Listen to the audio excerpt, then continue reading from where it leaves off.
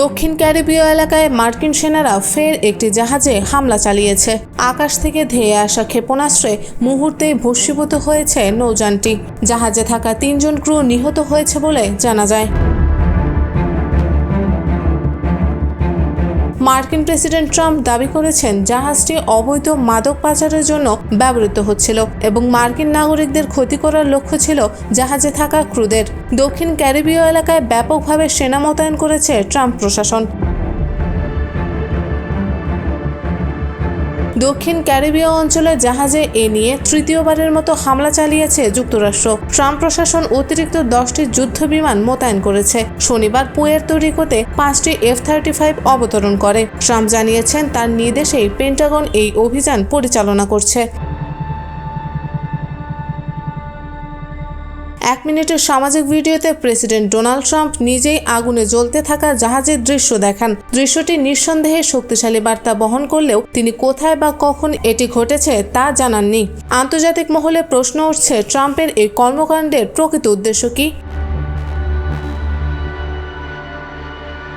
মার্কিন যুক্তরাষ্ট্রের দক্ষিণ কমান্ডের এলাকায় পরিচালিত অভিযানে 3 জন চোরা কারবারির মৃত্যু হয়েছে বলে দাবি করেন ট্রাম্প। তিনি বলেন এটি মাদক বিরোধী যুদ্ধের অংশ এবং দক্ষিণ আমেরিকা ও ক্যারিবিয়ানের 31টি দেশের নিরাপত্তা ও স্থিতিশীলতা রক্ষায় অপরিহার্য। অন্যদিকে ভেনেজুয়েলা থেকে এসেছে দৃঢ় প্রতিক্রিয়া। দেশটির প্রতিরক্ষা মন্ত্রী মার্কিন পদক্ষেপের তীব্র নিন্দা জানিয়ে বলেছেন, নিরস্ত্র মানুষ হত্যা করা মানবাধিকার লঙ্ঘন। প্রেসিডেন্ট নিকোলাস মাদুরো এটিকে ট্রাম্প প্রশাসনের সহিংস শাসনের বহিঃপ্রকাশ হিসেবে অভিহিত করেছেন। এছাড়া ভেনেজুয়েলা জাতিসংঘে আনুষ্ঠানিক তদন্তের আবেদন জানিয়েছে। এর আগে মাত্র কয়েকদিনে যুক্তরাষ্ট্র ভেনেজুয়েলার আরও 2টি জাহাজ ধ্বংস করেছিল, যেগুলোতেও মাদক সংশ্লিষ্টতার অভিযোগ করেন ট্রাম্প। ভেনেজুয়েলার পক্ষ থেকে দাবি করা হচ্ছে এসব হামলা শুধু মাদক বিরোধী অভিযান নয়, রাজনৈতিক উদ্দেশ্যও লুকিয়ে থাকতে পারে। ভেনেজুয়েলা প্রতিবাদের স্বরূপ ইতোমধ্যেই সামরিক মহড়া শুরু করেছে। রাজধানী কারাকাসের সরকারপন্থী হাজার হাজার মানুষ রাস্তায় নেমে যুক্তরাষ্ট্রের বিরুদ্ধে স্লোগান দিচ্ছে। আন্তর্জাতিক সম্প্রদায়ের প্রতিক্রিয়া মিশ্র। কেউ মার্কিন যুক্তিকে সমর্থন করছে, আবার কেউ এটিকে আন্তর্জাতিক আইনের স্পষ্ট লঙ্ঘন হিসেবে দেখছে। মানবাধিকার সংগঠনগুলো বলছে, যথাযথ প্রমাণ ছাড়া কোনো সামরিক অভিযান পরিচালনা করা হলে তা কেবল আইনের শাসনকে ক্ষতিগ্রস্ত করবে না, বরং সাধারণ মানুষকে অযথা প্রাণের ঝুঁকিতে ফেলে, যা দীর্ঘমেয়াদের সামাজিক নিরাপত্তা ও স্থিতিশীলতাকেও হুমকির মুখে ফেলবে। মার্কিন প্রশাসন এখনও তাদের অবস্থান বজায় রেখেছে। ট্রাম্প মনে করছেন ড্রাগের প্রবাহ রুখতে হলে কঠোর পদক্ষেপ নেওয়াই একমাত্র সমাধান। তবে এই নীতি ইতোমধ্যেই আন্তর্জাতিক রাজনৈতিক উত্তেজনা বাড়িয়েছে, যা অস্বীকার করার মতো নয়।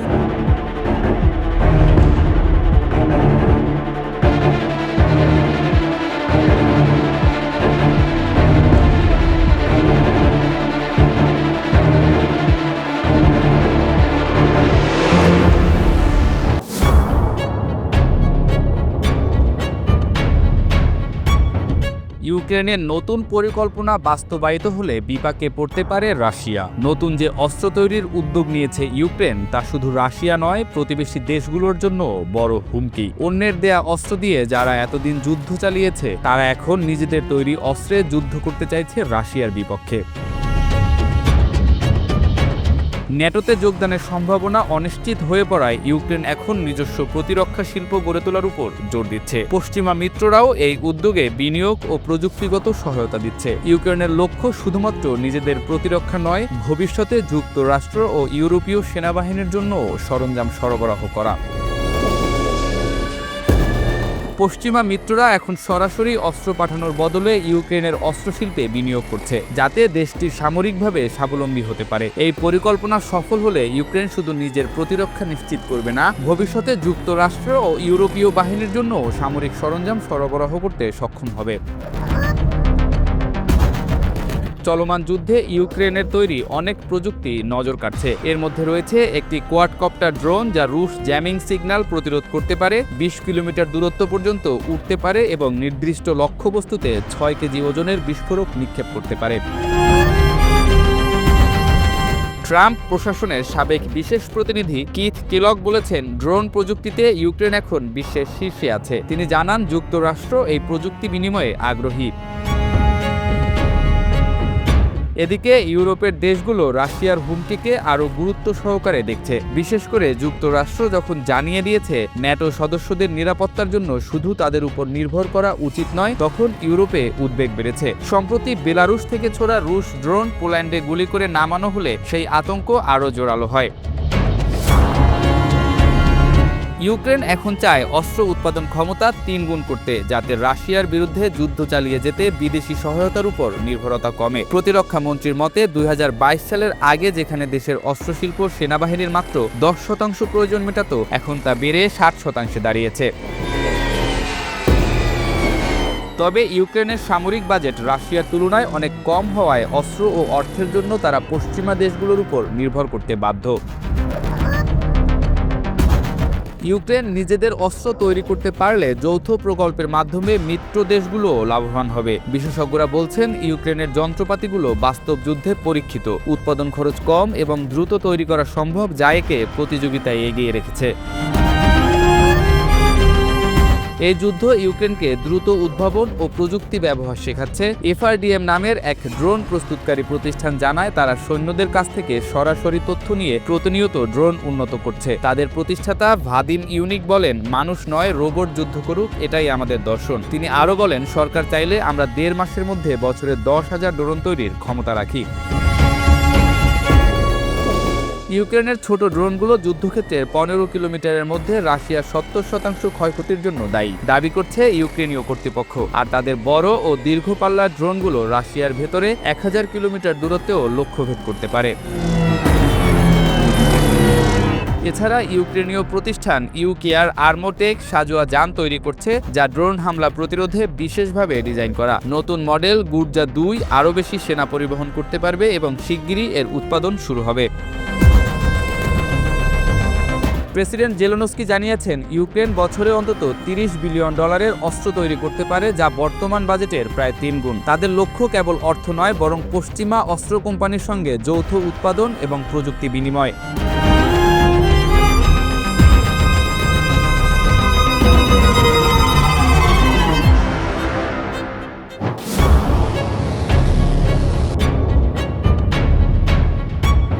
ইরানের পরমাণু কর্মসূচির দিকে নজর দিয়েছে ইউরোপের 3টি দেশ। তাই জাতিসংঘের একটি গুরুত্বপূর্ণ ভোটের আগে তেহরান সেই সব দেশের বিরুদ্ধে অভিযোগ তুলেছে।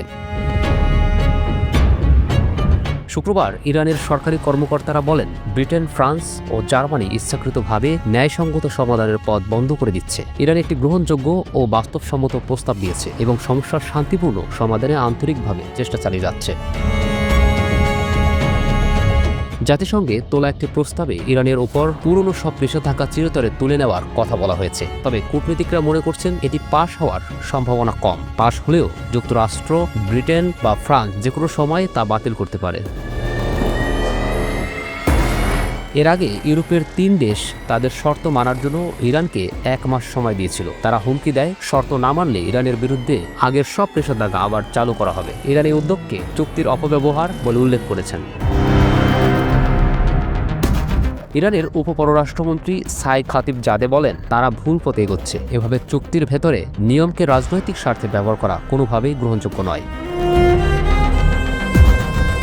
ইউরোপ বলেছে, ইরান যদি পরিদর্শকের কাজ করতে দেয় আর আলোচনায় বসে, তাহলে তারা 6 মাসের জন্য নিষেধাজ্ঞা স্থগিত রাখবে। কিন্তু তাদের অভিযোগ, ইরান কোনোভাবে সহযোগিতা করেনি। ফ্রান্সের প্রেসিডেন্ট ইমানুয়েল ম্যাক্রো বলেছেন, খুব শিগগিরই নতুন নিষেধাজ্ঞা আসছে। এর জবাবে ইরানের পররাষ্ট্রমন্ত্রী আব্বাস আরাঘচি বলেন, আমরা সবসময় শান্তিপূর্ণ সমাধান চাই। আমাদের পক্ষ থেকে এমন একটি পরিকল্পনা দেওয়া হয়েছে যা বাস্তবসম্মত এবং তা গ্রহণযোগ্য হওয়া উচিত। 2015 সালে ইরান ও বিশ্বের কয়েকটি শক্তিধর দেশের মধ্যে একটি চুক্তি হয়, যার আওতায় ইরান পরমাণু কর্মসূচি সীমিত রাখবে এবং এর বদলে তার ওপর থেকে নিষেধাজ্ঞা তুলে নেওয়া হবে। কিন্তু 2018 সালে যুক্তরাষ্ট্র একতরফা ভাবে চুক্তি থেকে সরে গিয়ে আবার কঠোর নিষেধাজ্ঞা আরোপ করে। তখন থেকে চুক্তিটি কার্যত ভেঙে পড়ে। চলতি বছরের শুরুতে উত্তেজনা আরও বেড়ে যায় যখন ইসরায়েল ও যুক্তরাষ্ট্র যৌথভাবে ইরানের একাধিক পরমাণু স্থাপনায় হামলা চালায়। টানা 12 দিন ধরে চলা এই অভিযানে ইরানের গুরুত্বপূর্ণ স্থাপনা ক্ষতিগ্রস্ত হয়। এই সময় জার্মানির চ্যান্সেলর বলেন, ইসরায়েল আমাদের হয়ে কঠিন কাজটি করে দিচ্ছে। এ বক্তব্য তেহরান তীব্র ক্ষোভ প্রকাশ করে। ইরান আন্তর্জাতিক পরমাণু পর্যবেক্ষক সংস্থার বিরুদ্ধে পক্ষপাতিত্বের অভিযোগ তুলেছে। তাদের দাবি, এই সংস্থা ইরানের বিরুদ্ধে মিথ্যা অভিযোগ তুলেছে এবং সেটি হামলার আগে একটি অজুহাত হিসেবে ব্যবহৃত হয়েছে। তেহরান বারবার বলেছে তারা কখনো পরমাণু অস্ত্র তৈরির চেষ্টা করেনি, অথচ ইসরায়েল বহুদিন ধরেই গোপনে পরমাণু অস্ত্রের মালিক বলে ধারণা করা হয়, যদিও তারা কখনো তা স্বীকার করেনি। ইরান স্পষ্ট করে জানিয়েছে, আলোচনা ব্যর্থ হলে তারা পাল্টা ব্যবস্থা নিতে প্রস্তুত। ইউরোপ যদি একতরফাভাবে চাপ সৃষ্টি করে তাহলে পরিস্থিতি আরও জটিল হয়ে পড়বে। পররাষ্ট্রমন্ত্রী খাতিব জাদেহ সতর্ক করে বলেন, এই ধরনের সিদ্ধান্তের সব দায়-দায়িত্ব ইউরোপীয় দেশগুলোকে নিতে হবে।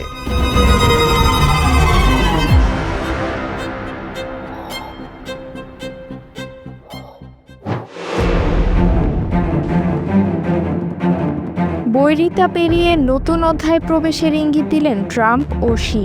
দুই নেতার প্রায় ঘণ্টাব্যাপী ফোন আলাপে বরফ গলার ইঙ্গিত পেল বিশ্ববাসী। শুক্রবার বেইজিং সময় রাত 8টার দিকে অনুষ্ঠিত হয় এই ফোন আলাপ। চীন এই আলোচনাকে প্রাগম্যাটিক ও গঠনমূলক বলে বর্ণনা করেছে।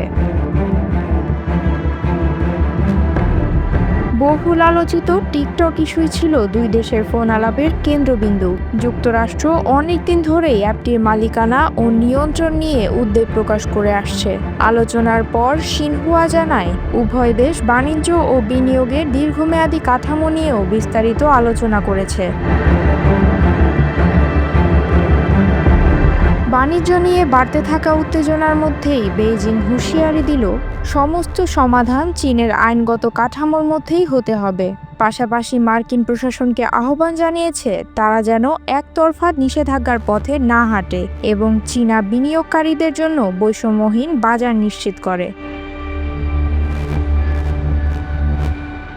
যুক্তরাষ্ট্র ও চীনের মধ্যে কার্যকর শুল্ক বিরতির সময়সীমা 10 নভেম্বর শেষ হচ্ছে।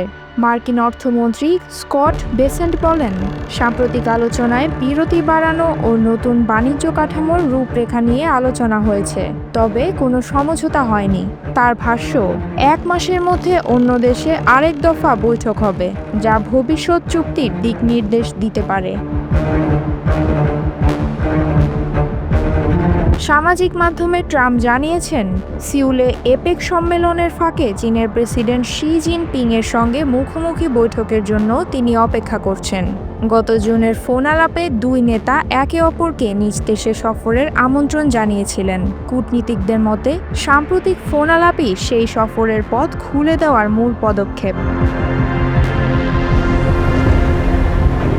চীনের পক্ষ থেকেই ট্রাম্পকে রাষ্ট্রীয় সফরের আনুষ্ঠানিক আমন্ত্রণ পাঠানো হয়েছে। বোয়িং জেট ও সয়াবিন কেনার বড় অর্ডার নিয়ে আলোচনা চলছে, এমন প্রতিবেদন প্রকাশ করে দক্ষিণ চায়না মর্নিং পোস্ট। তবে ইতিবাচক সুরের আড়ালে দুপক্ষের অমীমাংসিত ইস্যু রয়ে গেছে। দক্ষিণ চীন সাগর, তাইওয়ান প্রণালী, সেমিকন্ডাক্টর প্রযুক্তি এবং রাশিয়া ইউক্রেন যুদ্ধ নিয়ে উভয় দেশের অবস্থান ভিন্ন। চীন দাবি করেছে তাইওয়ান তাদের অংশ এবং প্রয়োজনে একীভূত করা হবে। যুক্তরাষ্ট্র দ্বীপটিকে স্বাধীন রাষ্ট্র বলে স্বীকৃতি না দিলেও অস্ত্র সরবরাহ করছে। মার্কিন ও ব্রিটিশ যুদ্ধজাহাজের প্রণালী অতিক্রম বেইজিংয়ের তীব্র প্রতিক্রিয়া ডেকে এনেছে। ফোন আলাপের ঠিক আগে 3 সেপ্টেম্বর বেইজিংয়ের তিয়ানানমেন স্কয়ারে বিশাল সামরিক কুচকাওয়াজ অনুষ্ঠিত হয়, যা পশ্চিম বিশ্বে উদ্বেগের সৃষ্টি করেছে। এর মাত্র 10 দিন আগে ট্রাম্প চীন, রাশিয়া ও উত্তর কোরিয়ার নেতাদের যুক্তরাষ্ট্র বিরোধী ষড়যন্ত্রে যুক্ত থাকার অভিযোগ করেন। ফোন আলাপে বিষয়গুলো নিয়ে বিস্তারিত আলোচনা হয়নি, তবে বিশ্লেষকদের মতে এই যোগাযোগের মাধ্যমে উভয় দেশ সামরিক উত্তেজনা নিয়ন্ত্রণে রাখার চেষ্টা করছে। সাম্প্রতিক ফোন আলাপ চীনের জন্য কৌশলগত সুযোগ তৈরি করেছে। ওয়াশিংটন স্বল্পমেয়াদী সাফল্য চাইছে, কিন্তু বেইজিং দীর্ঘমেয়াদী কূটনৈতিক সুবিধা নেয়ার চেষ্টা করছে। এই পরিস্থিতিতে চীন আরও আত্মবিশ্বাসী, কারণ তারা আলোচনাকে নিজেদের শর্তে কাজে লাগাতে সক্ষম। মার্কিন কংগ্রেসে জমা দেওয়া সর্বশেষ প্রতিবেদনে জানানো হয়েছে, অবৈধ ফেন্টানিল উৎপাদনে ব্যবহৃত রাসায়নিক উপকরণের সবচেয়ে বড় উৎস চীন। প্রতিবেদনে ট্রাম্প প্রশাসন চীনের ওপর আরও কঠোর পদক্ষেপ নেওয়ার আহ্বান জানিয়েছে। বিশ্লেষকরা বলছেন, ভবিষ্যতে সম্ভাব্য চুক্তি ও সফরের আলোচনায় এই মাদক বিরোধী বিষয়টি গুরুত্বপূর্ণ প্রভাব ফেলতে পারে। বিশ্লেষকদের মতে, শি ট্রাম্পের এই কথোপকথন দুই দেশের সম্পর্কের টানাপোড়েনে স্বল্পমেয়াদী স্বস্তি দিলেও প্রকৃত সমাধান পেতে আরও বহুস্তরীয় আলোচনা ও বাস্তবসম্মত পদক্ষেপ প্রয়োজন। আপাতত টিকটক চুক্তি ও বাণিজ্য যুদ্ধের বিরতি আগামী মাসগুলোর জন্য সবচেয়ে বড় সূচক হয়ে থাকবে।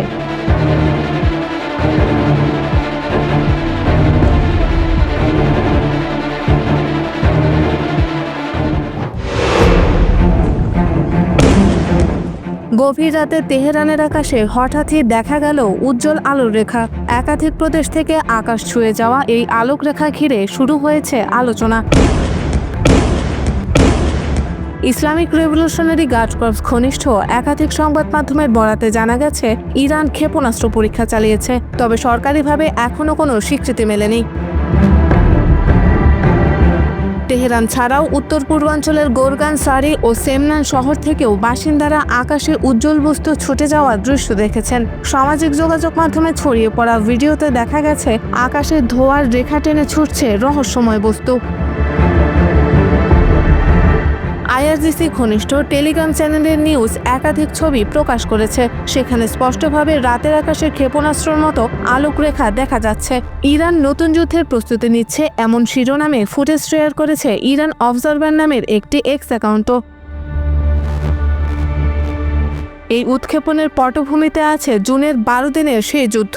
তখন যুক্তরাষ্ট্র ও ইসরায়েল যৌথভাবে ইরানের একাধিক পারমাণবিক স্থাপনা ও ক্ষেপণাস্ত্র ঘাঁটিতে বিমান হামলা চালায়।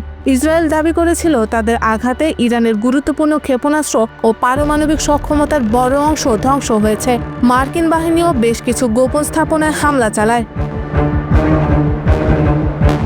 বিশ্লেষকদের মতে, বৃহস্পতিবারের এই ক্ষেপণাস্ত্র পরীক্ষা ইরানের শক্তি প্রদর্শনেরই বার্তা দিচ্ছে। তারা নিজেদের প্রতিরক্ষা সক্ষমতা অটুট রেখেছে এবং পারমাণবিক উচ্চাকাঙ্ক্ষা থামায়নি।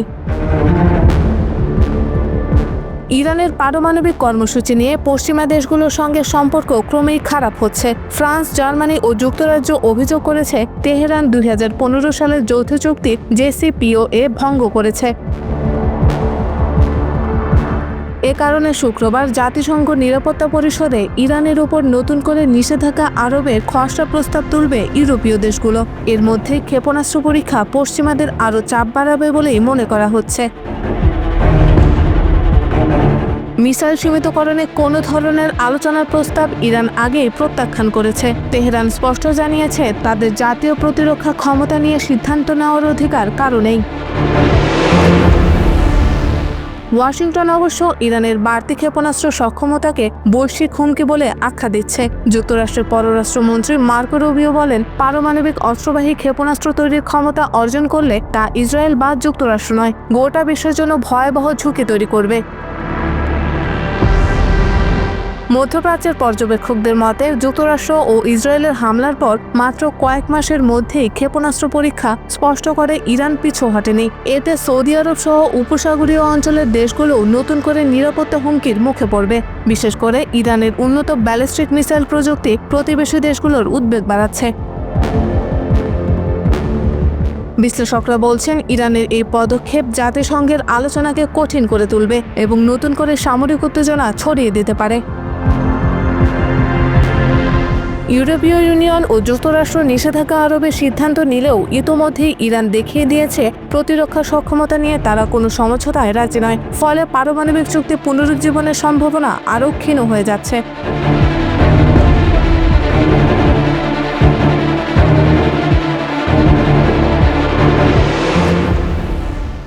বারগাম এয়ারবেস পুনর্দখলের মাধ্যমে ফের আফগানিস্তান দখল করতে চায় যুক্তরাষ্ট্র। এশিয়া প্যাসিফিক অঞ্চলের নিয়ন্ত্রণ ও চীনের পারমাণবিক স্থাপনার উপর যুক্তরাষ্ট্রের নজরদারির জন্য আফগানিস্তান মার্কিন বিমান বাহিনীর কাছে বেশ গুরুত্বপূর্ণ। মার্কিন প্রেসিডেন্ট ডোনাল্ড ট্রাম্পের বারগাম এয়ারবেস পুনর্দখলের পরিকল্পনা চীনের পারমাণবিক স্থাপনার উপর যুক্তরাষ্ট্রের গোয়েন্দা কার্যক্রমকে শক্তিশালী করবে বলে মনে করছেন বিশেষজ্ঞরা। আফগানিস্তানের উত্তরে অবস্থিত বারগাম এয়ারবেস একসময় যুক্তরাষ্ট্রের সবচেয়ে বড় সামরিক ঘাঁটি ছিল। ট্রাম্পের মতে এই ঘাঁটি হারানো মার্কিন নজরদারি কার্যক্রমে সীমাবদ্ধতা সৃষ্টি করেছে। বারগামের অবস্থান চীনের পারমাণবিক সাইটের কাছাকাছি, যা গোয়েন্দা অভিযানে বিশেষ গুরুত্বপূর্ণ। 2021 সালে আফগানিস্তান থেকে যুক্তরাষ্ট্রের পিছু হটা নিয়ে সমালোচনা করেছেন ট্রাম্প। তিনি বলেন, বাইডেন প্রশাসন বারগাম ত্যাগের সময় অনেক বিলিয়ন ডলারের সামরিক সরঞ্জাম, অস্ত্র ও সরবরাহ তালেবানদের হাতে পড়ে গেছে। তার মতে এই সিদ্ধান্ত যুক্তরাষ্ট্রের স্বার্থের জন্য মারাত্মক ক্ষতি এনেছে। ট্রাম্প বলেন, বারগামের অবস্থান চীনের পারমাণবিক স্থাপনার কাছে গুরুত্বপূর্ণ। শিনজিয়াংয়ের লোকনুর, গাংশু, হামি ও কিউমেনে থাকা নতুন মিসাইল ছিল ও ক্ষেপণাস্ত্র কেন্দ্রগুলো যুক্তরাষ্ট্রের জন্য নজরদারি ও সামরিক কার্যক্রমে গুরুত্বপূর্ণ। বারগাম দখল করে যুক্তরাষ্ট্র গোয়েন্দা ও নজরদারি কার্যক্রম সহজে চালাতে পারবে। বিশ্লেষকরা মনে করছেন, আফগানিস্তানের কৌশলগত নিয়ন্ত্রণের পাশাপাশি এটি চীনের বিরুদ্ধে যুক্তরাষ্ট্রের শক্তি প্রদর্শনেও ব্যবহৃত হবে।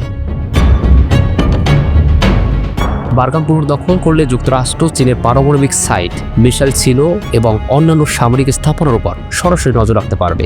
এটি শুধু সামরিক শক্তি বৃদ্ধি করবে না, কূটনৈতিক ও অর্থনৈতিক দ্বন্দ্বেও যুক্তরাষ্ট্রকে সুবিধাজনক অবস্থানে রাখবে।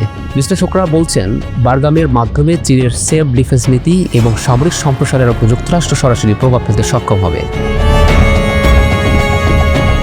ট্রাম্পের ঘোষণার পর পেন্টাগন বিষয়টি হোয়াইট হাউসের দিকে ফিরিয়ে দিয়েছে। সাংবাদিকদের ন্যান্সি ইউসেফের প্রতিবেদন উদ্ধৃত করে জানাচ্ছেন, পেন্টাগনের প্রাথমিক প্রক্রিয়া ছিল, আপনি কি আফগানিস্তানকে বোঝাচ্ছেন? এর মাধ্যমে স্পষ্ট যে বারগাম পুনর্দখলের প্রক্রিয়া এখনও অস্পষ্ট এবং আন্তর্জাতিক ও কৌশলগত জটিলতা রয়েছে। চীন আনুষ্ঠানিকভাবে কোনো মন্তব্য করেনি, তবে বিশেষজ্ঞরা বলছেন বারগাম পুনর্দখল চীনের সামরিক পরিকল্পনায় জটিলতা বাড়াবে। নতুন ছিল পারমাণবিক স্থাপনা, নজরদারি ও গোয়েন্দা কার্যক্রম চীনের প্রস্তুতিতে চাপ তৈরি করবে। বারগামের পুনরুদ্ধার শুধু আফগানিস্তান বা চীনের নজরদারির জন্য নয়, বরং পুরো এশিয়া প্যাসিফিক অঞ্চল নিয়ন্ত্রণ করতেও যুক্তরাষ্ট্রকে সুবিধা দিবে। বারগাম ঘাঁটি পুনরুদ্ধার করা ছিল ট্রাম্পের দ্বিতীয় মেয়াদে মূল অগ্রাধিকার। তার দৃষ্টিতে এই ঘাঁটি ফিরে পাওয়া শুধু আফগানিস্তানের জন্য নয়, চীনের পারমাণবিক হুমকি মোকাবেলায়ও গুরুত্বপূর্ণ। বারগাম থেকে যুক্তরাষ্ট্র গোয়েন্দা কার্যক্রম, সামরিক প্রস্তুতি এবং বিলিয়ন ডলারের সরঞ্জাম পুনরুদ্ধার করতে সক্ষম হবে। বারগামের পুনর্দখল আফগানিস্তানের ভূ রাজনৈতিক প্রেক্ষাপট, চীনের পারমাণবিক স্থাপনা এবং মার্কিন সামরিক গোয়েন্দা কার্যক্রমের সঙ্গে মিলিয়ে যুক্তরাষ্ট্রের গ্লোবাল স্টাডিজে গুরুত্বপূর্ণ। এটি কেবল আফগানিস্তান বা চীনের জন্য নয়, পুরো এশিয়া প্যাসিফিক অঞ্চলে যুক্তরাষ্ট্রের প্রভাবকে শক্তিশালী করবে।